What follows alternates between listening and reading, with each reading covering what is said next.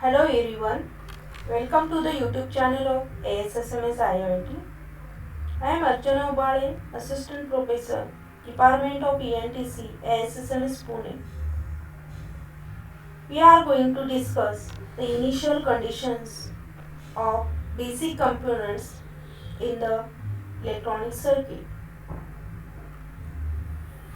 Why to study these initial conditions of the basic components? In differential equation written for a network may contain arbitrary constants equal to the order of differential equations. The reason for studying initial conditions is to find the value of arbitrary constants that appear in the general solution of differential equations written for a given network.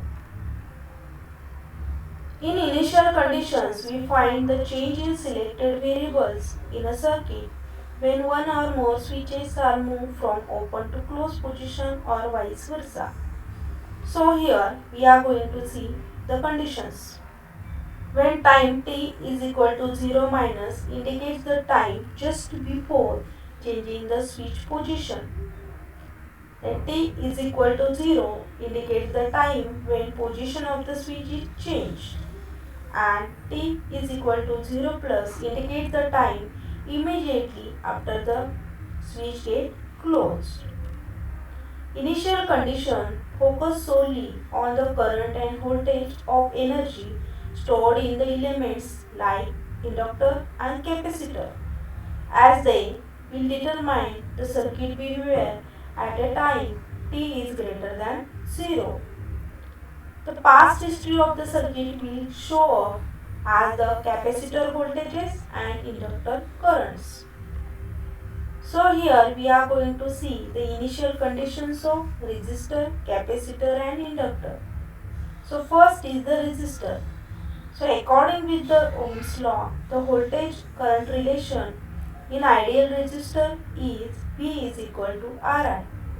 From this equation, it will be concluded that instantaneous current flowing through the resistor changes if instantaneous voltage across it changes. The past voltage or current values have no effect on present or future working values of resistor. Means resistor remains same irrespective of the past conditions. The next is the inductor. The expression for the current flowing through the inductor, that is IT, that is current flowing through the inductor, is equal to 1 by L integration of minus infinity to t v dt. Then this equation that is divided into two parts according with the time. So 1 by L integration of minus infinity to 0 minus v dt plus 1 by L minus 0 minus 2t v dt. So, current just before closing the switch in the inductor, that is represented as I 0 minus plus 1 by L integration of 0 minus 2t v dt. Then here putting the t value, that is 0 plus, we just after closing the switch. So this equation will be I 0 minus plus 1 by L 0 minus into 0 plus v dz. So these conditions which we are getting, that is I 0 plus is equal to I 0 minus. Hence if current just before closing the switch is equal to 0, then current just after closing the switch is equal to 0 ampere, which is flowing through the inductor. So from this it visualize that inductor as an open circuit at t is equal to 0 plus. So you can able to see over here inductor which is looks open circuit after just closing the switch. If I current flowing through the inductor just before closing the switch is equal to I0, then current flowing through the inductor just after closing the switch, that is also the I0. Then the inductor can be thrown as a current source of I0 as shown in the figure. So just before closing the switch, current is I0. So just after closing the switch, current flowing through the inductor I0, and that see as a current source. The next is the capacitor. The expression for the voltage across the capacitor is shown over here. V is equal to 1 by C integration of minus infinity to t and dt. So again this equation into split into two time values. 1 by C integration of minus infinity to 0 minus I dt plus 1 by C 0 minus t I dt. So putting the value of t is equal to 0 plus. So V0 plus is equal to V0 minus plus 1 by C integration of 0 minus to 0 plus I dt. So this equation will be 0 plus is equal to V0 minus.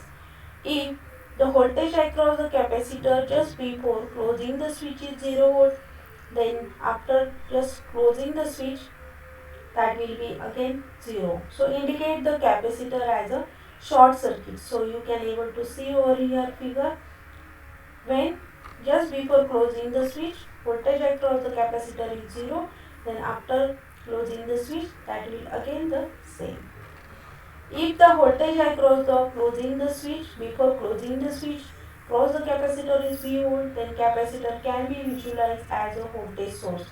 So you can also able to see from this figure. The capacitor is visualized as a voltage source just after closing the switch. Then final conditions. The current across the capacitor is given by the equation IC by dt, which indicates that I 0 ampere is a steady state at t is equal to due to t is equal to infinity due to capacitor being fully charged. So you can able to see over here, capacitor acts as an open circuit, and then that is the voltage source that is acts like this. Thank you.